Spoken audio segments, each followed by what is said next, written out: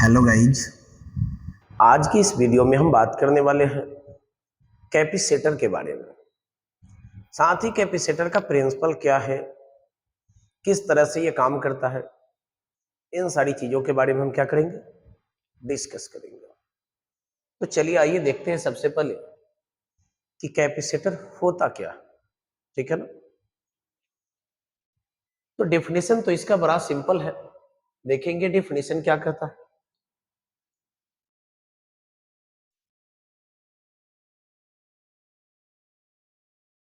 Definition कहता है it is an electrical device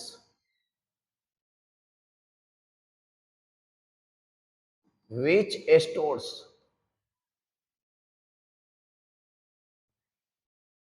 large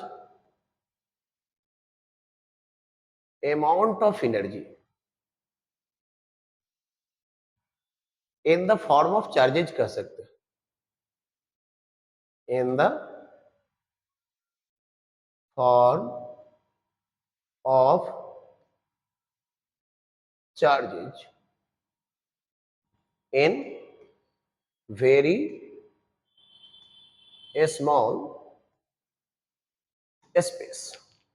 तो देखिए डेफिनेशन कहता है कि कैपेसिटर जो है एक प्रकार का इलेक्ट्रिकल डिवाइस है, विद्युतीय उपकरण, जो कि क्या करता है, वेरी स्मॉल स्पेस में लार्ज अमाउंट ऑफ एनर्जी को चार्ज के फॉर्म में क्या करता है, स्टोर कर लेता है। ठीक है ना। अगर हम बात करते हैं कि इसका कंस्ट्रक्शन किस प्रकार का होता है, पहले उस पर भी थोड़ा डिस्कस करेंगे।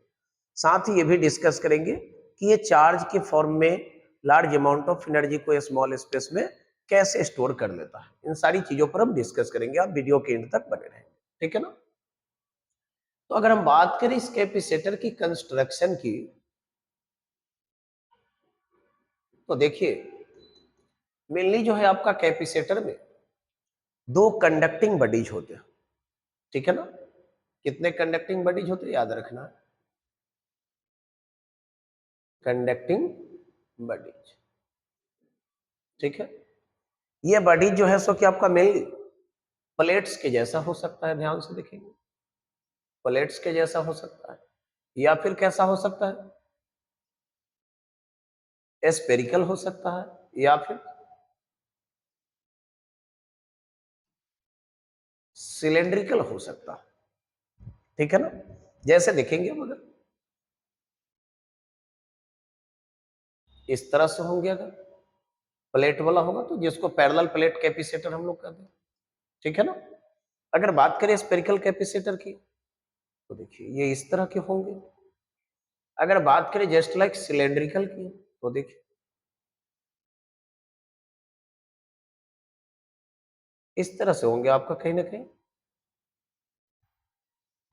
तो इसमें आपने देखा कि दो कंडक्टिंग बॉडीज है, एक फिर यहां भी दो स्पेयर है, यहां भी दो सिलेंडर दिख रहा है।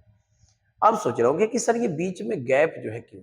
देखिए तो ये बीच का जो गैप है, इसमें हम लोग नॉन कंडक्टिंग यानी डाइलेक्ट्रिक मटेरियल को फिल कर दें। क्यों जानते हो, ताकि इसकी कैपेसिटी को बढ़ा सके। और रियलिटी यही है कि ये डाइलेक्ट्रिक मटेरियल दोनों कंडक्टिंग की बॉडी के बीच होने के कारण ही कम स्पेस में भी ये लार्ज अमाउंट ऑफ चार्ज और एनर्जी को क्या कर लेता है, स्टोर कर देता है, जो कि हम अभी आपको एक्सप्लेन करके बताएंगे। ठीक है ना। तो ध्यान देना, इसका कंस्ट्रक्शन जो होता है वो किस तरह का होता है। इसमें मेनली दो कंडक्टिंग बॉडीज होते हैं, जो कि प्लेट्स या फिर स्पेरिकल हो सकता है, या फिर सिलेंड्रिकल शेप वाला हो सकता है। ठीक है ना।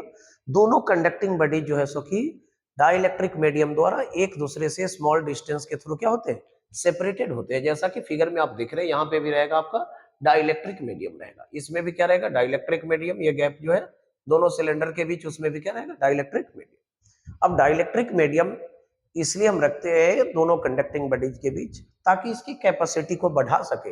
दैट मींस ये वेरी स्मॉल स्पेस में लार्ज अमाउंट ऑफ चार्ज या एनर्जी को आसानी से क्या कर सके, स्टोर कर सके। ठीक है ना। तो ये तो हमारा हो गया। बात कर लेते हैं किसका, कंस्ट्रक्शन का। अगर आप देखिए समझना चाहते हैं कैपेसिटर होता क्या है, तो आपने प्रैक्टिकल लाइफ में देखा भी होगा। जैसे देखिए ये वाला हमारा कैपेसिटर है, ये सिलेंड्रिकल शेप वाला हो गया। और इस तरह का कैपेसिटर जनरली देखते होंगे आप फैन वगैरह में लगा होता होगा। बहुत सारे इलेक्ट्रॉनिक अप्लायंस है जिसके सर्किट में जो है सो कि इसका क्या किया जाता है, यूटिलाइज किया जाता है। तो ये डायग्राम जो देख रहे हैं फिगर यहाँ पे, ये हमारा कैपेसिटर का ही क्या है, फिगर है। तो आप इस फिगर को देखने से ये पता चलेगा कि आपने अपने प्रैक्टिकल लाइफ में भी कहीं ना कहीं कैपेसिटर को क्या किया है, देखा। ठीक है ना।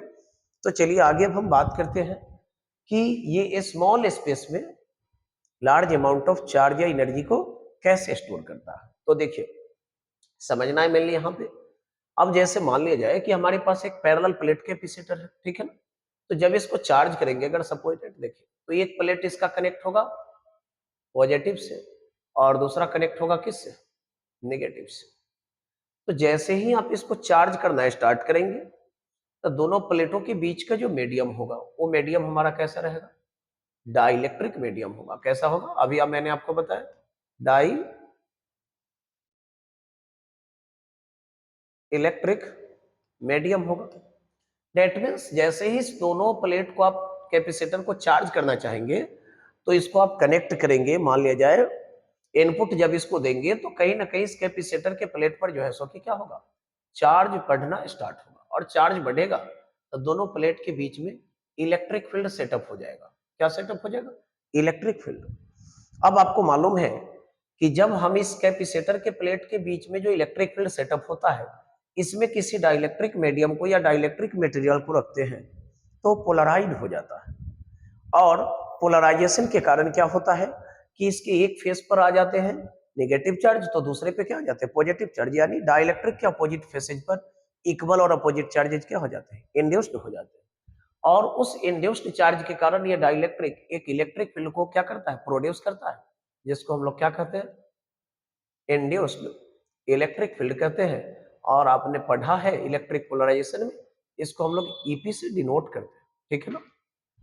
अब ध्यान से देखिए यहाँ पे, ये इंड्यूस्ड इलेक्ट्रिक फील्ड क्या करता है कि अप्लाइड इलेक्ट्रिक फील्ड के स्ट्रेंथ को घटाता है। ठीक है ना।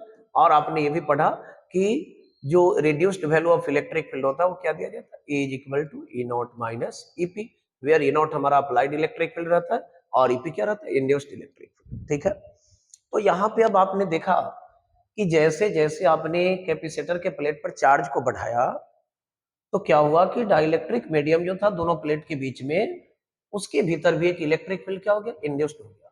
और ये इलेक्ट्रिक फील्ड अब क्या कर रहा है, कहीं ना कहीं अप्लाइड इलेक्ट्रिक फील्ड के स्ट्रेंथ को घटा रहा है। दैट मीन्स कहने का मतलब है कि ये जो कैपेसिटर का प्लेट है हमारा, वो और ज्यादा चार्ज को हम गेन करने के लिए या फिर स्टोर करने के लिए क्या हो रही है, रेडी हो रही है। क्योंकि हम इसको चार्ज दिए जा रहे हैं और ये इंड्यूस्ड इलेक्ट्रिक फील्ड जो है कहीं ना कहीं अप्लाइड इलेक्ट्रिक फील्ड के स्ट्रेंथ को क्या किया जा रहा है, घटाया जा रहा है। दैट मीन्स कैपेसिटर का प्लेट जो है सो कि क्या कर रहा है, चार्ज को और ज्यादा स्टोर करने की कैपेसिटी को बढ़ाते जा रहा है। तो सिंपल सी बात है कि यही कारण है कि एक कैपेसिटर जो है आपका वेरी स्मॉल स्पेस में लार्ज अमाउंट ऑफ चार्ज या एनर्जी को क्या करता है, स्टोर कर लेता है।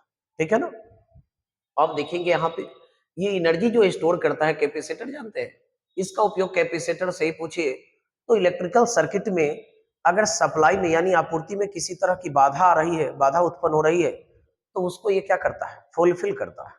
कहने का मतलब है कि ये भी अगर देखा जाए तो है एक सेल के जैसा है, लेकिन सेल और इसका दोनों के बीच का कहानी जो है बिल्कुल अलग है। क्योंकि सेल जो है, बैटरी जो है आपका, वो चार्ज होने में काफी लंबा समय लेता है और डिस्चार्ज भी होने में समय लगता है। लेकिन एक कैपेसिटर जो है आपका जल्दी ही चार्ज हो जाता है और बहुत जल्द क्या होता है, ये डिस्चार्ज भी हो जाता है। तो डेट मीन्स कहने का मतलब है कि सर्किट में जैसे ही कहीं पे एडिशनल पावर की रिक्वायरमेंट होती है तो ये कैपेसिटर जो है, जो एनर्जी को स्टोर किया रहता है, उसको ये क्या करता है, रिलीज कर देता है और फिर से ये जल्दी ही क्या होता है, क्विकली चार्ज भी हो जाता है। ठीक है ना। तो मेनली कैपेसिटर कह सकते हैं आप कि इलेक्ट्रिकल सर्किट में सप्लाई में अगर किसी तरह की बाधा आ रही है तो उस बाधा को, रुकावट को ये दूर करने का क्या करता है, काम करता है। ठीक है ना। आगे देखिए बात करते हैं हम इसका पिक्टोरियल सिंबल का, चित्रीय संकेत किस प्रकार का होता है। देखिए पिक्टोरियल सिंबल, ठीक है ना। तो कैपेसिटर का जो चित्रीय संकेत होता है, वो चित्रीय संकेत हमारा किस तरह का होता है, देखेंगे जरा हम। ठीक है ना। अगर बात करें तो देखेंगे यहाँ पे,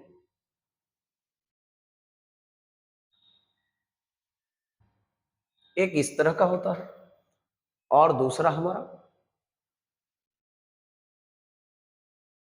इस तरह का। अब ध्यान देना यहाँ पे कि दोनों वर्टिकल लाइन का जो लेंथ है वो क्या होनी चाहिए, सेम होनी चाहिए। क्योंकि अगर आप एक छोटा और एक बड़ा दिखाएंगे तो फिर वो सेल के टर्मिनल को, सेल को रिप्रेजेंट करेगा, ठीक है ना। इसलिए यहाँ पे कैपेसिटर को जब हम पिक्टोरियल रूप से रिप्रेजेंट करेंगे यानी चित्रीय संकेत इसका दिखाएंगे, ध्यान देना है, तो इसमें दोनों लॉन्गर वर्टिकल लाइन का लेंथ क्या रखना हमको, सेम। अब सोचना कि सर ये दो अलग अलग बनाया डायग्राम आपने, तो ये किसके लिए है देख लीजिए, for the capacitor of fixed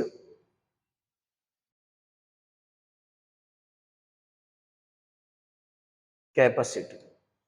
जिस कैपेसिटर की कैपेसिटी फिक्स्ड होती है उसका पिक्टोरियल सिंबल हम लोग इस तरह का बनाते हैं, ठीक है ना। अब ये आप समझ गए होंगे ये किसके लिए होगा, देख लीजिए, for the capacitor of variable capacity, ठीक है ना।